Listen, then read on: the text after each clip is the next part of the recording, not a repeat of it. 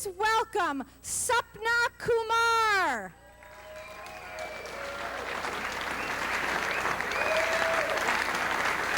Thank you. Thanks, Jessica. That was a really nice introduction. Thanks. I'm Sapna Kumar. It's an Indian name. I was born in India and raised in Indiana.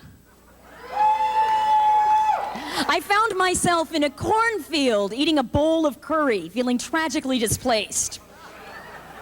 Growing up Indian, I had so many choices. My dad said to me, "Sapna, you can do anything you set your mind to. You can be a doctor, a lawyer, an engineer, a lawyer, a doctor, a lawyer, an engineer."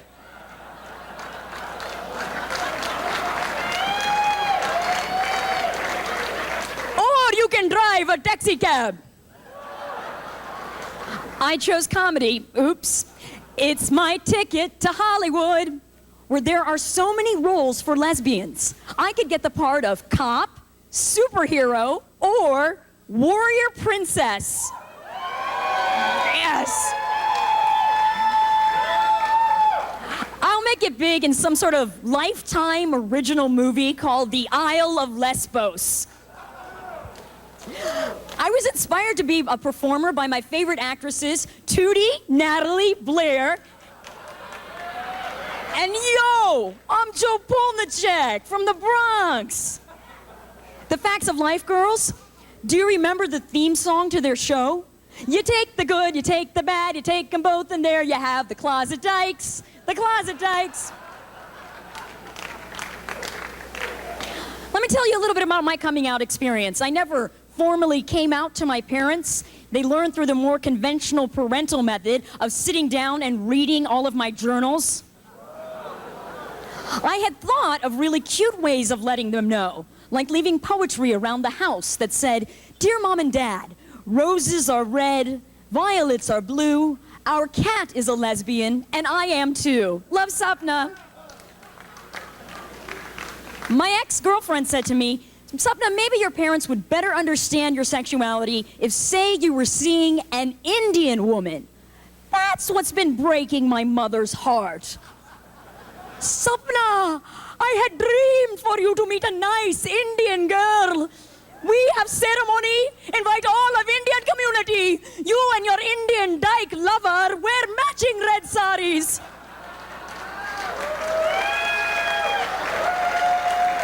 Walk barefoot around the fire together. You've broken my heart. Oh, your Jesus Christ, are you listening, Jesus?" People say the darndest things. Okay, I had a roommate who said to me, "Sapna, I really understand what it's like to be a lesbian because I'm a vegetarian." I get it, like when you're in a restaurant on a date and you get all those stares because you only ordered salads, or like when your parents come to visit and you have to hide that picture of you and your vegetarian lover. You know what I don't get? Straight men. Straight men think because I'm a lesbian, I won't like them. I like men. It's just that every time I say this, I meet some guy who thinks he stands chances because he just saw Chasing Amy.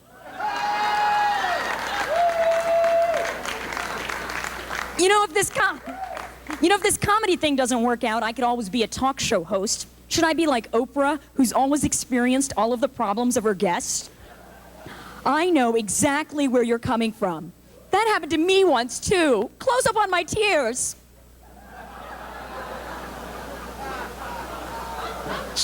Should I be like, all right, you don't like Oprah. I could be like Ricky Lake. If Ricky's got someone on her show who's really upset and crying, Ricky is up there modeling. She's like, "Okay, so you have a lot of problems. So you get beat up all the time. I'm Ricky Lake."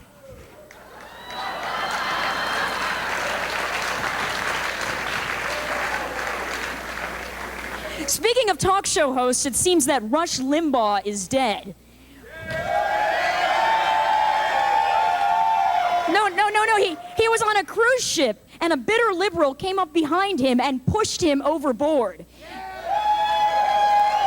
Nobody on the cruise ship gestured to save the drowning Rush Limbaugh because they all figured, well, hey, shit floats.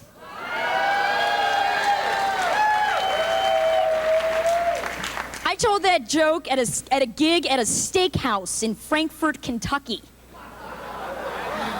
I closed my set with a Hindu telling jokes at a steakhouse is kind of like a Catholic working at a Planned Parenthood.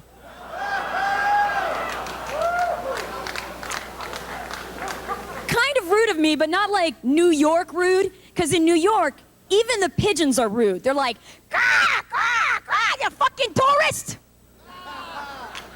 In Chicago, our pigeons are a little bit more laid back. They're like, "Quack, quack, quack, did you need directions to the L? Follow me!" And now at McDonald's, you can get 2 cheeseburgers for just $1.99. Oh, I hate that guy. We're in Chicago, we hate Oprah, and we hate that guy. Because I've been eating the cheeseburgers, and now I have to work out. I have to go to aerobics. And you know, what I love about aerobics are aerobics instructors. Aren't they just the best? Bitches. They're always so condescending. They're like, grapevine, to the right, to the left, to the right, your other right, to the left. Okay, we're gonna slow it down now for those of you who can't keep up. Toe taps, toe taps. All right, you ladies in the back, don't think I can't see you back there. Move it on up to the front.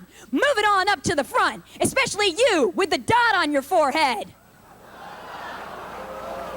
I'm like, listen, bitch, I don't put spandex on for nobody. And I was like, and aerobics is so passe. Everyone's going yoga. And I was like born in the lotus position. Let's go get some French frappuccinos.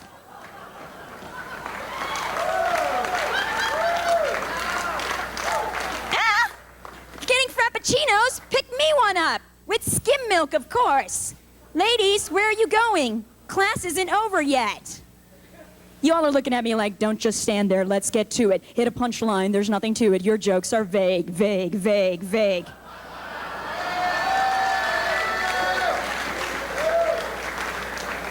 Hit the pinnacle of vagueness when I saw that movie, Eyes Wide Shut. Oh, God. It was, you know, with the gay icon, Tom Cruise. And everybody's all hyper because Nicole Kidman got naked so often. Why does Nicole Kidman have to be naked all the time? If I had a body like that, I'd be in the checkout lane at Jewel. I'd be like, ah, my clothes just fell off. Don't look.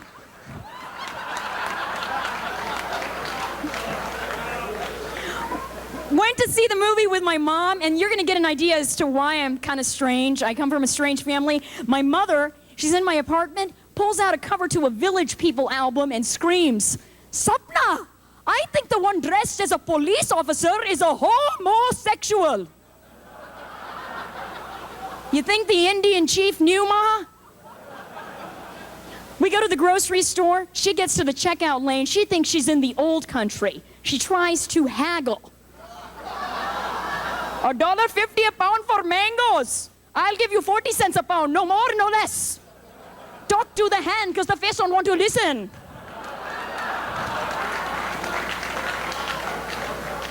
My mom seems to think America is going to go through some sort of paper product famine. When she comes to visit me, she brings me 1,000 count wholesale packages of Maxis. I have enough wings to launch the space shuttle.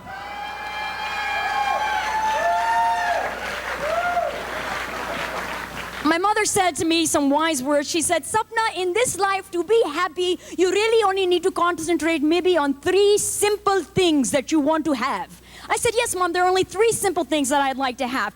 A box of pad thai, a nice warm bed, and a contract from ABC for my own sitcom. Simple.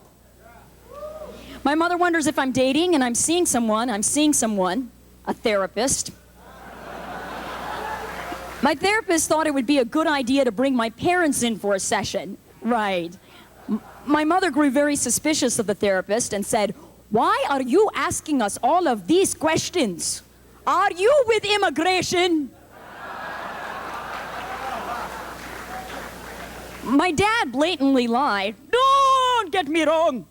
I spent lots of time with my children when they were growing up. We were into family bondage. That's bonding, Dad, bonding. kind of feel bad for my folks, though, because they are seriously empty nesting. To make up for the loss of kids at home, they now have pets. They have 2 cats, Nehru and Gandhi. Whenever Nehru attacks Gandhi, Gandhi the cat doesn't fight back. He just stops eating.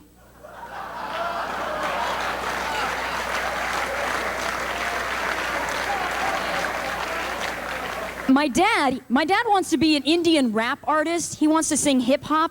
He's gonna go by the name of Tupac Chopra. And Tupac Chopra wrote me a little rap song, goes something like this. Gandhi, Gandhi, Gandhi! Nothing rhymes with Gandhi. From the G to the A to the N to the D to the H to the I. He was a swell guy. Inspired Martin Luther King to do that peaceful demonstration thing. I say Gandhi, Gandhi, Gandhi. Nothing rhymes with Gandhi. Walked around in a sheet, freed my people cause he refused to eat. I said, hey, Sapna, it is no joke, but this comedy gig is going to make you go broke. I said, hey, Sapna, get a real job. Stop dating Liz and meet a man named Rob. Peace to Bombay, peace to New Delhi. Peace to y'all. Thank you. I'm Sapna Kumar. Excellent. Thank you, Sapna Kumar. She's fabulous. Let's hear it for her. Isn't she? Fabulous, fabulous.